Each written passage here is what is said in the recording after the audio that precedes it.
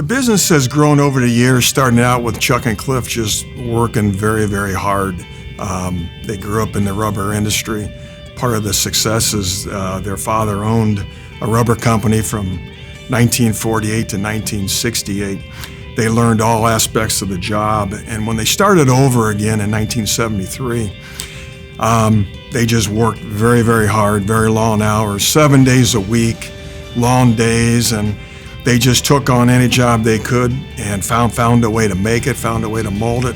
Well, they're in the automotive business doing rubber parts, mostly for the automotive industry. And I think Chuck and Cliff make a great team because Chuck is a real salesman and Cliff is a real methodical thinking type person where he studies things, tries to figure out how to make things better, how to make things faster, get the production up so that they can be competitive in the market. Karen is Chuck's wife, and in the early days, they did everything 50-50. So when you think about it, Cliff was 50% of the company, and Chuck and Karen were 50%, so 25% each. And Karen did work in the business in the early days because it was a family business. But she was a very hard worker, and with 4 boys to also take care of, she had a family to run too if Chuck was involved in business 7 days a week. So she was a very hard worker. This company wouldn't be here today if it hadn't been for my brother and my wife. We just complemented each other. God had to have a role in this. I mean, it's just luck, yes. Well, hard work, yes. But it's just, this was never our intention to have a company like this. Chuck will be the first one to tell you if it was not for Karen, this thing would not succeed. Cliff was actually a design engineer for Ford Motor Company, and Chuck, right out of college, became a Culligan waterman. So that's what they were doing. Their father had been in the rubber business, had sold it. I left the manufacturing world to go into the retail business. And I found out in the retail world it was not a world that I had any concept of. It just wasn't my environment. I was not, it wasn't something I could see myself doing.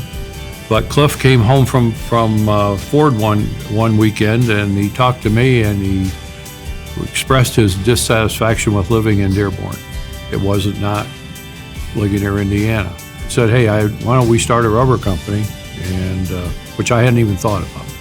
Because again, I had 4 children by this time, and I'm trying to make a living, and was doing the best that I could in this retail environment that I was not comfortable in, and I knew that I didn't want to do this the rest of my life.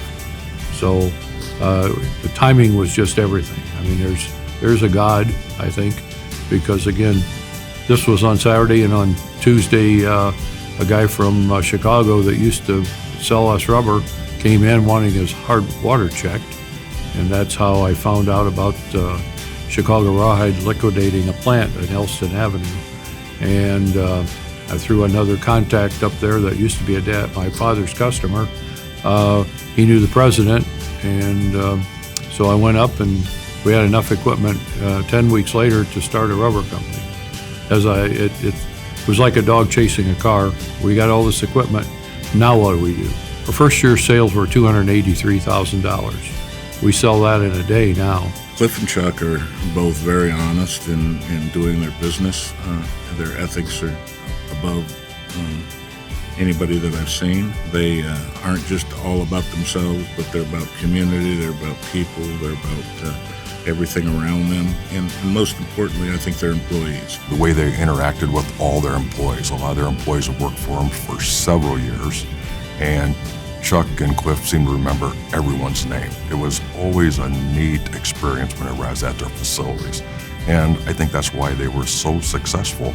Is they cared. They really cared about their employees as well as they did their business.